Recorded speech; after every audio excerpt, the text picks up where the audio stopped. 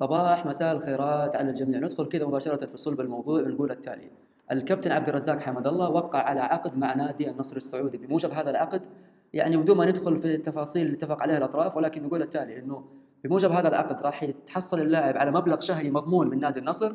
هذا المبلغ يعني يزيد عن 1,600,000 ريال سعودي. بالإضافة إلى هذا المبلغ المضمون، هناك دفعات مشروطة أو حوافز أو مكافآت، سميها ما شئت. تمثلت بالتالي: أولاً، في كل مرة يحقق فيها الكابتن عبد الرزاق حمد الله هداف الدوري السعودي يتحصل على 1,000,000 ريال. وفي كل مرة يحقق فيها الكابتن عبد الرزاق حمد الله أفضل لاعب في الدوري السعودي يتحصل أيضاً على 1,000,000 ريال. وفي كل مرة يسجل فيها 10 أهداف في الدوري السعودي يتحصل أيضاً على مبلغ 1,000,000 ريال. وعندما يرتفع عدد أهدافه في الدوري السعودي إلى 15 هدف، فيرتفع المبلغ ليصل إلى 1,800,000 ريال. يعني لو أخذت الأفرج يطلع تقريبا الهدف ب120,000 ريال. في كل مرة يحقق فيها نادي النصر يحقق فيها لقب الدوري السعودي يتحصل اللاعب على 3,300,000 ريال. وفي كل مرة يحقق فيها نادي النصر كأس السوبر السعودي يتحصل اللاعب على 2,000,000 ريال. وفي كل مرة يحقق فيها نادي النصر البطولة الآسيوية يتحصل اللاعب على مبلغ يقترب من 3,000,000 ريال. وفي كل مرة يحقق فيها نادي النصر لقب كأس الملك يتحصل اللاعب على مبلغ 2,000,000 ريال. بعد كذا وقع الأطراف على اكستنشن أو على تمديد العقد. هذا العقد الجديد بينهما احتوى على ما يعرف إعلاميا بين قوسين بالشرط الجزائي. أنا أقول ما يعرف إعلاميا لأنه قانونيا لا يطلق عليه شرط جزائي، ولكن أيا يكن احتوى على ما يعرف بالشرط الجزائي. واتفق الأطراف على أنه إذا الكابتن عبد الرزاق حمد الله أنهى عقده مع نادي النصر من طرف واحد ولسبب غير مشروع، فيلتزم الكابتن بدفع تعويض لنادي النصر يقدر ب 82 مليون ريال. وبالإضافة إلى ذلك يتم إيقاف اللاعب، يعني يتعرض اللاعب لعقوبة رياضية تتمثل بالإيقاف من 4 إلى 6 أشهر. وهذا طبعا البند أنا تكلمت عنه قبل كذا في ظهور الإعلامي في السنة الماضية برنامج برا 18. لا أريد إعادة الحديث عن هذا الموضوع الآن وعن قانونية مثل هذا البند في عقود اللاعبين. طيب، القضية بدأت فعليا بين الأطراف في يوم 23 نوفمبر في عام 21. متى؟ لما أرسل نادي النصر إخطار للكابتن عبد الرزاق حمد الله يخبر اللاعب فيه بأنه أنهى العلاقة التعاقدية من طرف واحد وبأثر فوري ولسبب مشروع. وورد في هذه الرسالة اللي أرسلها نادي النصر للاعب إنه أنت يعني ككابتن حمد الله إنه اللاعب يعني تجاهل كل التزاماته وواجباته التعاقدية اللي موجودة في العقد، وإنه النادي يعني سائم سلوكيات اللاعب الغير مناسبة واللي تعتبر أيضا كذلك غير محترفة، وإنه النادي لم يعد يستطيع تحمل مزيد من ممارسات العصيان الجدية كما أسماها النادي. وبالتالي اتجه إلى إنهاء العقد يعني بأثر أو عفوا بشكل فوري ومن طرف واحد ولسبب مشروع كما يراه النادي. ممتاز. بعدها بيوم رد اللاعب على هذه الرسالة وطالب نادي النصر بالتراجع عن موضوع الإنهاء من طرف واحد، وطالب نادي النصر بإعادة الكابتن إلى الفريق مرة أخرى إلى فريق نادي النصر. وذكر في الرسالة أنه فعلا كان في توتر بين الأطراف، وهذا التوتر أنتج تصرف غير محسوب من قبل إدارة النادي. هذا التصرف قد أنه يؤثر على مستقبلي أنا كلاعب، وأنه هذا التوتر الأساسي اللي موجود بيننا في العلاقة هو بسبب النادي وبسبب مخالفاته المتكررة والجدية للعقد. يبدو أن اللاعب يقصد موضوع المتأخرات خلال مدة السنتين، وأنه أنا كلاعب جالس أحاول يعني أصل إلى حل أفضل لهذه المسألة اللي موجودة بيننا الآن، يكون حل أفضل من هذا الإنهاء القاسي أو المتهور أو الغير محسوب للعقد خلال وسط الموسم أو في وسط الموسم. هذه كانت رسالة الكابتن عبد الرزاق حمد الله لنادي النصر. مرت 4 أيام، يبدو أنه لم يحصل شيء، فأرسل اللاعب إخطارا لنادي النصر بالمبالغ التي يعني يراها كانت متأخرة آنذاك بحسب حساب اللاعب، اللي هي تقريبا كانت تساوي 20 مليون ريال سعودي. طالب نادي النصر بتسديدها. بعد ذلك وقع اللاعب عقدا مع نادي الاتحاد في وسط شهر ديسمبر. بموجب هذا العقد يتقاضى اللاعب من نادي الاتحاد في أول 6 أشهر مبلغ يعني يزيد عن 1,300,000 ريال سعودي، وبعدين بعد كذا في ال 12 شهر التالية يتحصل اللاعب على مبلغ يزيد عن 1,200,000 ريال سعودي. هذه الآن اختصار لأهم الوقائع اللي وردت في القضية. طب لو نيجي ندخل على التفاصيل، إيش اللي صار أمام الفيفا الآن؟ لما رحت القضية للفيفا إيش اللي صار؟ طبعا نبغى نقسم الموضوع هنا لقسمين. أنا حتى بختصر لأنه مثل هذه القضية ما راح يكفيها ولا حتى مساحة تكون يعني 30-40 دقيقة، بالتالي صعب إنه الواحد يختصرها في مقاطع فيديو في مقطع فيديو مثل هذا، ولكن نختصر أهم المهم في الوقائع وفي الأحداث عند الفيفا في النقاط التالية. طيب اللي حصل في الفيفا قبل موضوع التسجيلات إنه كل واحد من الطرفين رفع قضية على الآخر. الكابتن عبد الرزاق حمد الله هو الذي رفع قضية أولا ضد نادي النصر، ثم رد نادي النصر بكاونتر كليم أو بادعاء مضاد ضد الكابتن عبد الرزاق حمد الله. كيف بدأت القضية؟ الكابتن عبد الرزاق حمد الله ذهب إلى الفيفا وذكر لهم إنه يا جماعة الخير أنا متفاجئ في الوقت اللي نادي النصر كان متأخر فيه في الرواتب وفي الدفعات المستحقة ليه، اتجه النادي إلى إنهاء العقد من طرف واحد، وبالتالي هذا الإنهاء يعتبر لسبب غير مشروع، وأنا أطالب بمستحقات المتأخرة كما يعني يراها اللاعب قدم حسابا لذلك، وأطالب بتعويض عن هذا الإنهاء الغير مشروع الذي قام به نادي النصر، وأطالب ب5% بحسب القانون السويسري اللي هي الفائدة السنوية على المبالغ المتأخرة، وأطالب أيضا باعتبار الشرط الجزائي الذي وقعت عليه في عقد اللي هو 82 مليون، أطالب باعتباره شرطا غير نظامي وشرطا غير قانوني. هذا كان باختصار ملخص لدعوى الكابتن عبد الرزاق حمد الله. طيب كيف جاءت دعوى نادي النصر في المقابل ضد الكابتن عبد الرزاق حمد الله؟ تلخصت بالتالي إنه يا فيفا اللاعب كان عنده سلوكيات متكررة، سلسلة من السلوكيات المتكررة اللي غير جيدة واللي أنتجت بيئة غير صحية للاستمرار في العلاقة التعاقدية بيننا وبين بعض.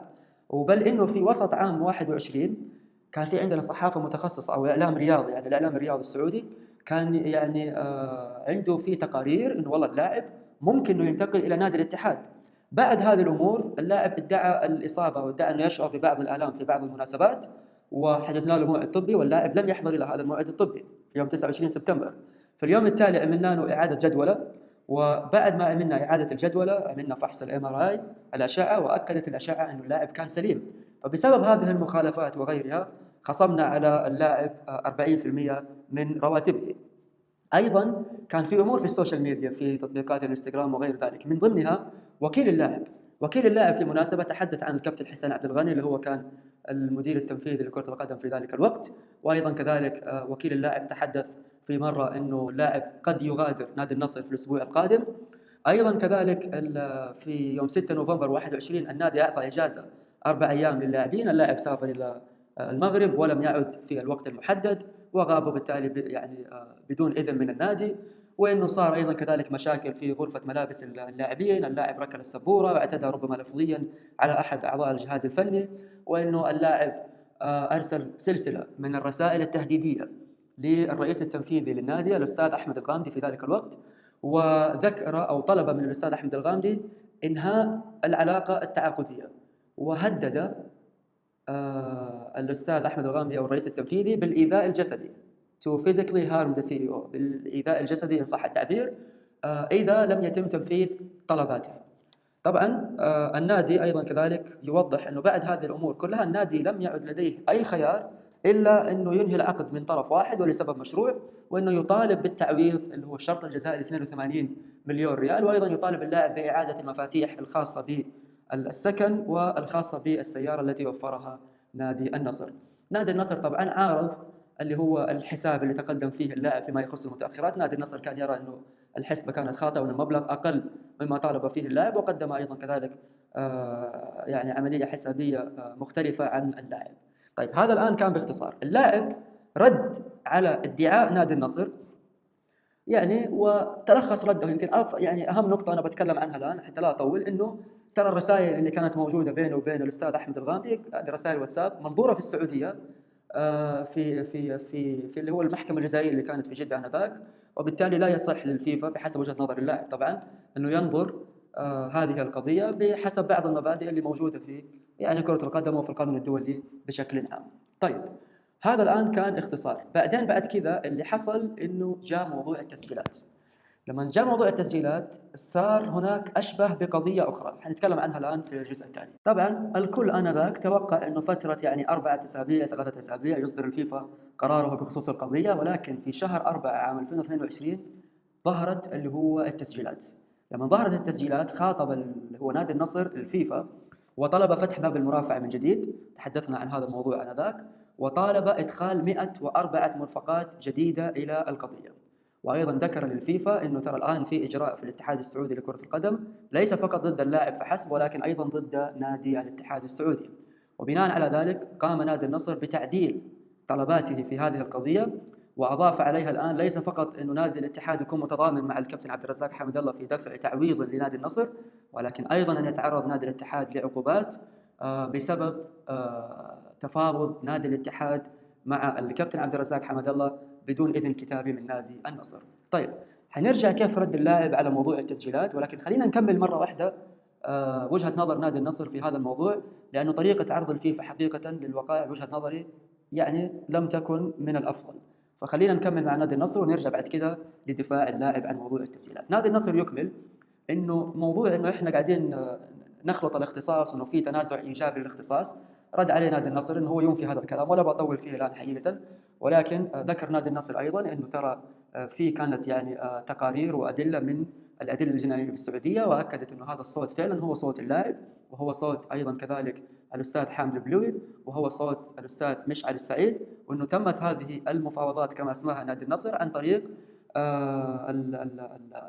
الوسيط إذا صح التعبير، اللي هو الأستاذ حمد الدوسري، اللي ينتقل اللاعب إلى نادي الاتحاد، وأنه هذه المخالفة حصلت من اللاعب أثناء الفترة المحمية كما أكد الاتحاد السعودي على ذلك، وأنه اللاعب أثناء محادثاته مع نادي الاتحاد ما عمره قال إنه والله أنا أبغى أمشي لأنه عندي متأخرات على ذمة نادي النصر لم يدفعوها. لا لا لا، اللاعب في التسجيلات كان يقول إنه هو يبغى تحدي جديد، يخوض تحدي جديد، وإنه أيضا وكيل اللاعب أكد على هذا الكلام في 17 أغسطس 2021 عندما ذكر في السوشيال ميديا إنه هذا هو الوقت المناسب لخوض تجربة جديدة في بيئة سلمية أو في بيئة مسالمة للاعب.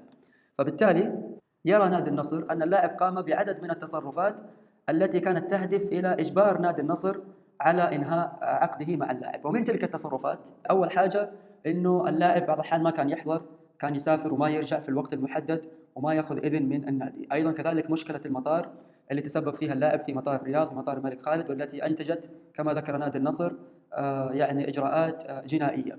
أيضا كذلك عدم احترام إشارة الكابتنية في مباراة ضد أبها. أيضا كذلك الاشتباك اللي صار مع الكابتن سلطان الغنام. أيضا كذلك عدم الانضمام إلى الفريق في مباراة في مدينة أبها ضد أبها، يعني اعتذار اللاعب عن المشاركة في تلك المباراة. الرسائل التي أرسلها للأستاذ أحمد الغامدي تحدثنا عنها قبل قليل في الفيديو السابق أو في الجزء السابق. أيضا كذلك أمور متعلقة بالسفر إلى المغرب وما إلى ذلك. أيضا اللي هو حادثة ركل السبورة، وأيضا موضوع السخرية من التدريب الصباحي، عندما ذكر اللاعب أنه التدريب كان مفترض يكون الساعة 5 الفجر أو 3 في الليل بدلا من الساعة 9 صباحا، أعتقد كان عن طريق تطبيق اللي هو السناب شات. يختم نادي النصر وجهة نظره بأنه يقول هذه الأمور كلها تؤكد أنه اللاعب كان يهدف لترك نادي النصر والتوجه إلى نادي الاتحاد، ويؤكد ذلك اللي هو التواصل اللي تم مع نادي الاتحاد في النهاية بعد إنهاء العقد، عندما ذكر لهم أنه أوكي أنا فري، أنا الآن أستطيع أن أذهب إلى أي نادي، وأنه يرجى اختار المسؤولين أو الناس اللي موجودين عندكم، إذا كان لسه عندهم رغبة أنه أنا أنضم إلى الفريق فتحدثوا معي. هذا كان تقريبا وجهة نظر نادي النصر بعد موضوع التسجيلات. طيب كيف رد عليها الكابتن عبد الرزاق حمد الله؟ طيب كيف رد نادي الاتحاد والكابتن عبد الرزاق حمد الله على ادعاءات نادي النصر بعد ظهور موضوع التسجيلات؟ نقدر نلخص الموضوع في النقاط التالية. أولا، ذكر اللاعب أنه يا جماعة الخير لم يكن هناك أساسا مفاوضات بينه وبين نادي الاتحاد، لكن حتى لو افترضنا جدلا وجود هذه المفاوضات، فالسؤال المتعلق بالتحريض وموضوع التحريض ليس له علاقة بهذه القضية، وما هو إلا بين قوسين يعني صح التعبير مشتتات. يعني هيئة التحكيم يجب أن تركز في هذه القضية على الموضوع الرئيسي، ألا وهو من الذي فسخ العقد، أنا أم نادي النصر؟ وهل كان الفسخ لسبب مشروع أم لا؟ هذا بحسب وجهة نظر اللاعب. طبعا اللاعب أيضا يذكر أنه حتى في القرار اللي يراه اللاعب غير نظامي اللي صادر ضده من اتحاد الكرة السعودي، حتى في هذا القرار لا يوجد أي إثبات ولو وحيد على أنه كان هناك مفاوضات تعاقدية تخص العقد. يعني يرى اللاعب أنه ما كان فيه مثلا أمور متعلقة بمدة العقد أو بالقيمة أو ما إلى ذلك بحسب وجهة نظره القانونية. يرى اللاعب أنه إذا كان هناك من اهتمام أو انترست بخصوص الانتقال إلى نادي الاتحاد، فهذا الاهتمام كان بعلم كامل من إدارة نادي النصر. يرى اللاعب أيضا أنه يعني لا نستطيع الاعتماد بشكل كامل على تلك التسجيلات، لأنه ممكن يكون أنه تم الاجتزاء منها أو اقتطاعها، ولكن حتى لو أننا اعتبرنا أنها تسجيلات فعلا صحيحة وأنها فعلا دقيقة، فما كان في أي شيء في هذه التسجيلات يدلل على أنه اللاعب كان يريد إجبار نادي النصر كما ادعى نادي النصر أنه نادي النصر ينهي العلاقة التعاقدية. ما كان يعني ما ظهر فيها أي شيء بحسب وجهة نظر اللاعب، بل يرى اللاعب إنه هو الذي كان يرغب بالتجديد مع نادي النصر، وهو الذي كان يتمنى ذلك، ولكن الذي رفض التجديد مع نادي النصر هو رئيس نادي النصر وليس اللاعب. وبالتالي هذا يؤكد بحسب وجهة نظر اللاعب أنه نادي النصر كان يرغب في أنه اللاعب ينتقل إلى نادي الاتحاد. كان هناك أيضا نزاع بخصوص موضوع اللي هو البونسز المتعلقة بالأهداف.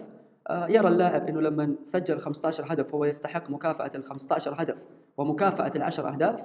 يرى نادي النصر أنه هذه المكافأتين ما تنجمع مع بعض، خلاص اللاعب لما سجل 15 هدف يتحصل على مكافأة ال 15 هدف دون غيرها.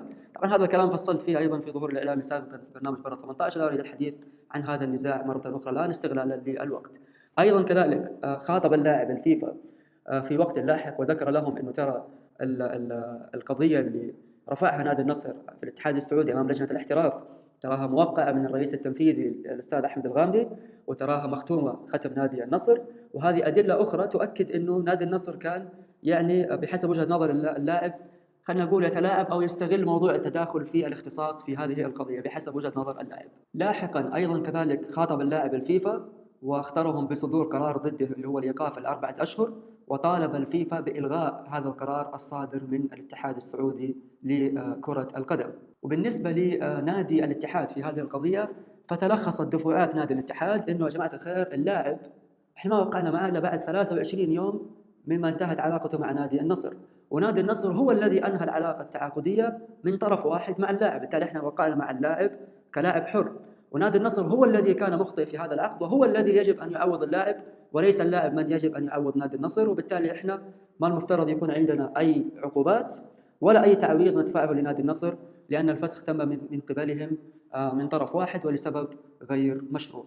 هذا كان ملخص لدفعات نادي النصر نادي الاتحاد والكابتن عبد الرزاق حمد الله بعد ظهور موضوع التسجيلات. طيب كيف تعامل الفيفا مع هذا الأمر؟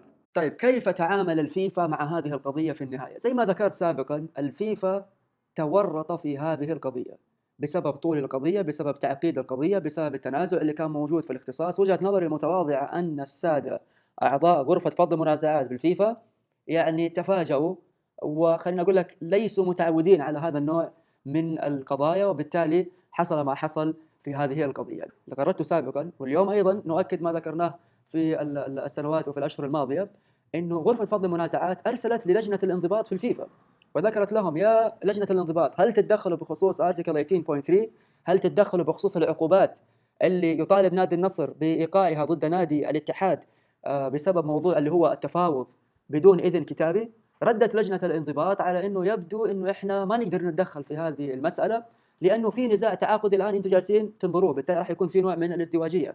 فرمت الكرة اللي هي لجنة الانضباط رمت الكرة مرة أخرى إلى ملعب غرفة فض المنازعات الدولية. ما أبغى أفصل كثير في موضوع غرفة فض المنازعات، يعني حتى أنا بالنسبة لي يعني بالنسبة حتى لكثير من المتخصصين القرار لم يكن يعني ذا جودة كبيرة جدا. المهم باختصار رأى الفيفا إنه موضوع رسائل الواتساب اللي موجود في المحكمة الجزائية بين الأستاذ أحمد الغامدي والكابتن عبد الرزاق حمد الله لا يتعارض مع هذه القضية، هذه موضوع وهذا موضوع. رأى أيضا كذلك أن القضية اللي كانت موجودة في لجنة الاحتراف في الاتحاد السعودي لكرة القدم تخص اللوائح الداخلية للاتحاد السعودي، وبالتالي لا تتعارض نهائيا مع هذه القضية اللي موجودة في الفيفا، وبالتالي الفيفا مختص بنظر هذه القضية. الفيفا اعتبر أن اللاعب مخطئ والنادي مخطئ، وبالتالي حكم على اللاعب أو حكم على النادي بتعويض مخفف، وذكر نصا أن هناك يعني بعض التصرفات التي قام بها اللاعب والتي لا تؤيدها هيئة التحكيم، وبالتالي حكم للاعب بتعويض مخفف زي ما احنا شايفين الآن في هذه النقطة اللي موجودة الآن أمامنا. تحدث الفيفا عن اللي هو سوء السلوك، وبالتالي حكم للاعب بالمتأخرات والتعويض المخفف.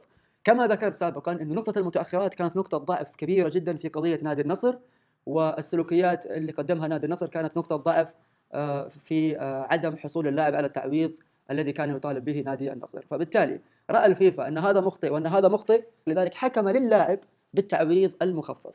وطبعا الفيفا ذكر أو أكد على ما ذكرته آنذاك من أن القضية صعبة، كنت أكرر على ذلك كثيرا في تويتر وفي الظهور الإعلامي بأن القضية ليست سهلة، والفيفا أكد على ذلك في أكثر من مناسبة، وذكر أنها كانت صعبة جدا وأنه واجه بعض الصعوبات في الوصول إلى قرارات بخصوص هذه القضية.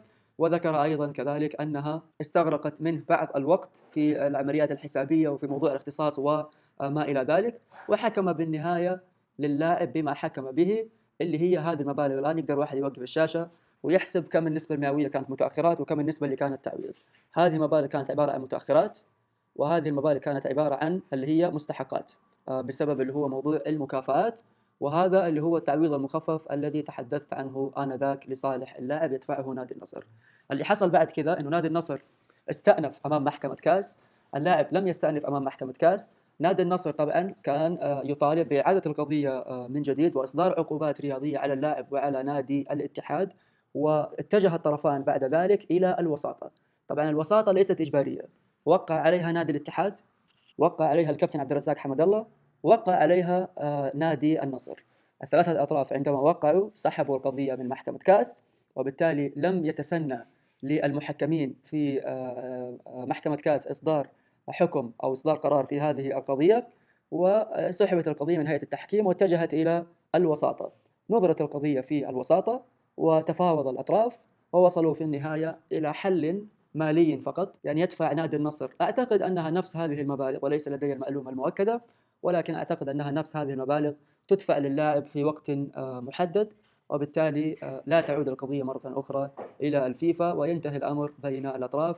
وهذا ما انفردت بذكره قبل أكثر من سنة عندما ذكرت أن حل هذه القضية هو عن طريق الوساطة وليس عن طريق التحكيم، وأكدت الأيام دقة وربما صحة وربما مناسبة وجهة النظر تلك لهذه القضية. بالتوفيق إن شاء الله للجميع.